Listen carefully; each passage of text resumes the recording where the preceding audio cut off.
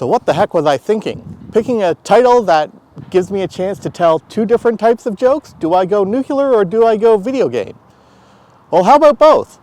Grab your crowbar and your gravity gun, because you're about to become Death, the Destroyer of Worlds.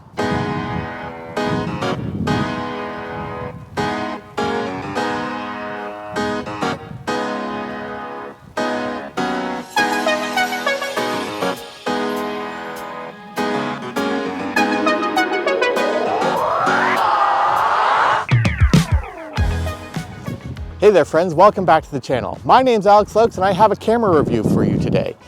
This camera, as a matter of fact, the RETO Kodak Ektar H35N. And if that sounds familiar to you, you are 100% right. I am trying and reviewing a half-frame camera. This particular one is on loan from my good friend Molly Kate, who runs the amazing Eclectochrome channel here on YouTube. And this is my first time working with half frame, and I was a bit scared at first, but you know what? I had a lot of fun. But like I always do, let's head back to the studio. I can give you a bit of a background and we can take a closer look at the camera, and I'll meet you back here in a few. As a company, RETO is a new player in the photographic industry. 35mm film and half frame, however, are not. But the real question is, which came first, full frame or half frame? The answer is technically neither, as both are creatures of the 20th century. 35mm film, however, was first invented and used in 1889 as a motion picture film, cinefilm. And the cameras weren't really standardized at that point, with most shooting on average a 16 by 22mm frame. Now, the term half frame has been around for a lot longer and was actually applied to medium format film, specifically 120. The first 120 cameras took a negative size of 6:9. Kodak and other companies began releasing half frame medium format cameras in the 6x4.5 format. But that term never really caught on, and 645 became a very viable and popular size format for medium format cameras. It was Oscar Barnack that saw the potential of 35mm film, cinefilm, in still photography. As an asthmatic hiker, he wanted a small, easily carried camera, and the camera we know as the Leica was born in the early 20th century, 1910s. And became a wildly popular format in the 1920s with the release of the Leica 1. And it used 35mm film but shot an image size of 24 by 36mm, what we know as the standard today. Kodak would latch onto this and codify this format as what we know as 135 film. Now, the real thing is that in the post-World War II era, especially in Japan, there was this idea that they wanted to maximize the number of shots you got on a roll of film. So Nikon began experimenting with smaller negative size with some of their early rangefinders. This proved popular for the domestic market, but detrimental for the export market. So enter Olympus, and they latched onto the idea of cutting your standard 35mm frame in half and producing a half-frame camera that shot an 18 by 24mm negative size. In 1959, Olympus released the Pen. It was a simple zone-focused camera that featured a Zuiko 28mm f3.5 lens with a simple 4-speed shutter. And it was an instant hit, especially among the Japanese market, and would go on to inspire a whole line of pen cameras to be released from Olympus, including the interchangeable SLR, the Pen F. But it wasn't just Olympus who produced half-frame cameras. From 1960 to 1963, Ricoh produced the Auto Half with 8 different models, and it was also rebranded as the GAF Ansco Memo 2. Konica released the Auto Reflex, a traditional SLR with a capacity to switch between full frame and half frame. But by far, Olympus was the largest producer of half frame cameras, with the final model, the Pen EF, being released in 1983, long after the format had fallen out of fashion. So skipping ahead 40 some years, a company called RETO, the ones who brought back the ultra wide and slim, along with various other plastic cameras, released the Kodak Ektar H35. It was a simple half-frame camera built on the ultra wide and slim platform with a single element plastic lens, a flash, and almost no other controls. In 2023, RETO released their updated version, the H35N, which now had a 2-element hybrid lens, one plastic, the other being coated glass, and a star filter and a bulb mode. And now let's take a closer look at the H35N. As cameras go, the H35N is actually pretty handsome. It's built on the same platform as the RETO Ultra Wide and Slim, but is slightly larger than that particular camera. The one thing that struck me right off the bat is how familiar and similar it looks to Kodak Instamatic cameras, although it is a lot smaller than your average Instamatic. Now, it's not an exact match to the Instamatic that I have, it's much closer to the Instamatic 32.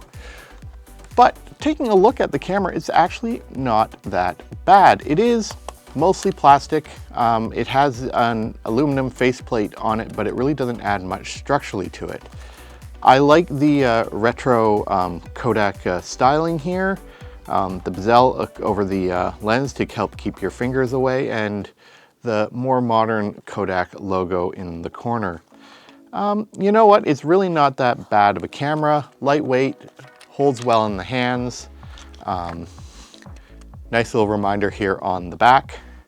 And yeah, it's not a camera that I'm embarrassed to carry around with, that's for sure. It's actually pretty handsome. I like the silver styling, although that's one of another really great parts about this camera is that it does have colors and styles to suit any sort of mood or aesthetic you have. So let's take a closer look on how to get this camera up and running and give you a brief tour of the functionality. One of the nice things about the H35N is that it comes with this wonderful carrying case that really protects it when it's bouncing around in your camera bag. And then here's the camera itself.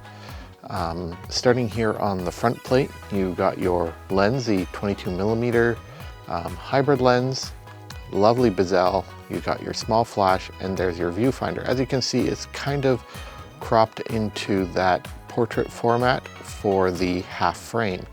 So on the front, you have only a couple of controls. The first one is right here. You flip this, and that gives you your star filter.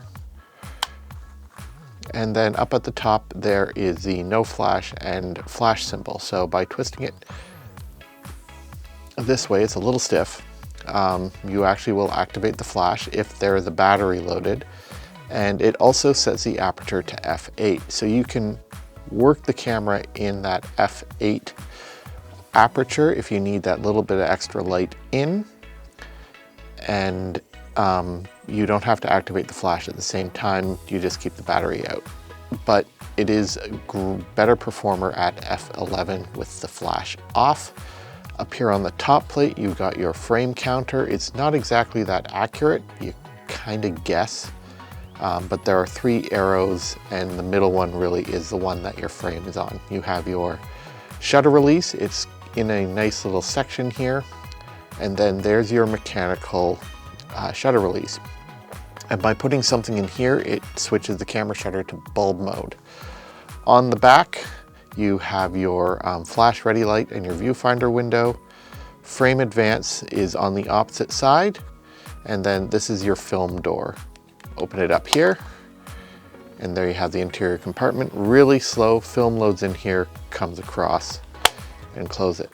And down on the bottom, there's your battery compartment. It's a single AAA battery. You have your rewind release, a plastic tripod socket, standard screw, and there's your rewind knob here. It's a little bit weak. And yeah, that's the functionality of the camera. It's not much, really simple, but you know what works well. So you know what, we're gonna get some film loaded into this and get it back into the field and get shooting. Okay, so I'm here in beautiful downtown Oakville, Ontario, in the old section of the community. I have a roll of fresh Ilford FP4 loaded into the camera, And I've already shot part of the roll. I'm going to shoot a little bit more in a while and then finish it off at a later time. But I'm going to be rating it at about ASA 125, ASA 100, and we'll be developing it in Compard R09 Spezial or Agfa Studional Bellini Hydrofin, whatever you want to call it these days. So time's a wasting, the sun is gorgeous, let's get shooting.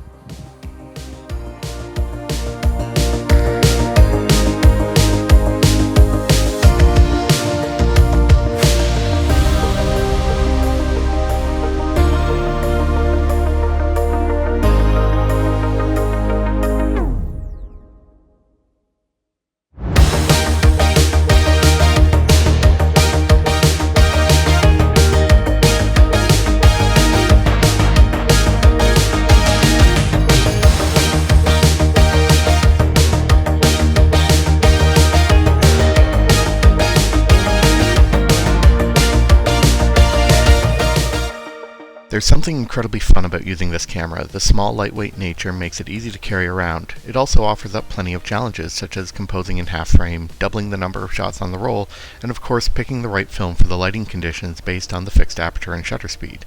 While initially unsure, I quickly got into the groove, working with things like trip and diptychs, and figuring out ways to work in such an unfamiliar format. While the film advance is rough on the fingers and the viewfinder offers up a rough idea of composition, it wasn't long before I was ripping through those 48 frames and ready for more, which is a sign of a fun camera. What else could you ask for?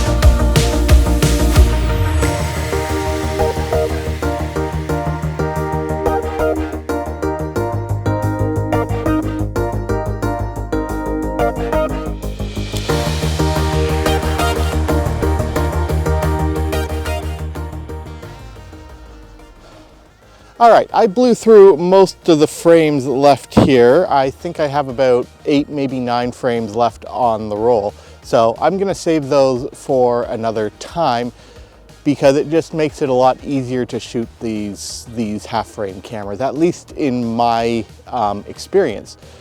Now, the one thing that really sets the H35N apart from its predecessor and also the ultra wide and slim is the lens. The lens itself, while the same, has a few tricks up its sleeve. So let's go back to the studio and we can discuss that, and I'll meet you back here in a few. These optics aren't going to be winning any awards, but that doesn't necessarily make them bad. The lens itself is decent. It's an improvement over the RETO Ultra Wide and Slim and the H35 by adding that second coated glass element to it. And that coating is key because not only does it help improve your images when shooting on color film, but it also reduces the amount of flare from any sort of off-axis light. The one thing you are going to notice is that there is going to be some fall off at your corners and your edges, but I actually find that quite pleasing because it's something that I want in any sort of toy camera. Another thing that is definitely helpful on the H35N is the fact that the film plane has a slight curvature to it.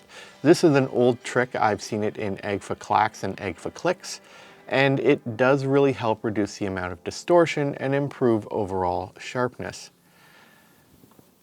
Now again, the resulting images look like they're created from a toy camera, but you know what, honestly, to take a page out of Kodak's book from the mid-century, they're good enough for what this camera is.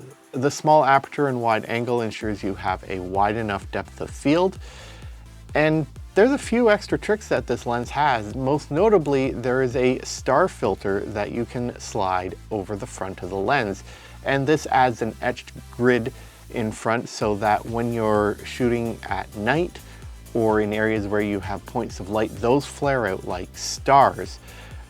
I probably even still have a star filter kicking around in my accessory drawer sometimes, and when you see images shot with a star filter, you know what you're looking at. I'm talking like glamour shots from the 1980s with that sort of soft, where all the little points of light in the back. Yeah, really great for nighttime photography as well when shooting streetlights and headlamps. It's just another little trick. I haven't really played with it, but that's just not my style. But yeah, I am okay with the image results and the lens on this camera. I definitely like it better than the single element plastic lens from the ultra wide and slim. Okay folks, that wraps up this review today. I came into this thinking that I would not be able to give my recommendation for this camera, but you know what? The H35N is a lot of fun, and it would make for a great, inexpensive gift for a photographer, with the price tag coming in under $100, 92 bucks approximately for a brand new camera, and you really can't complain with that. The half frame does take a bit of getting used to, but you know what? If you're just getting into film photography, this is a camera that is good enough to give you a taste and potentially even let you want to try more in the future. It helps you read light better, so you can pick the appropriate film to the lighting conditions, something that we just don't get with modern SLRs or rangefinders where we can adjust everything. This is a fixed camera. So you get a little bit of learning in that regards, and that can potentially help you make you a better photographer overall. Doubling the shots on the roll, again, that takes a bit of time to get used to. It took me a lot of really hard thinking to get used to that. And yeah, ultimately this is a really great camera. It's not a great camera, it's not a bad camera, it's a camera that is simply good enough. And sometimes that's really all you need, because photography is supposed to be fun, and that's exactly what the H35N is. So once again, a big thanks to my friend Molly Kate for loaning me this camera. It's gonna go back into the mail, back to her, because honestly, I don't think I could force myself to shoot another roll through it. It was really tough and challenging. So until next time, shoot what you love, with what you love, on what you love. Don't give in to the hype.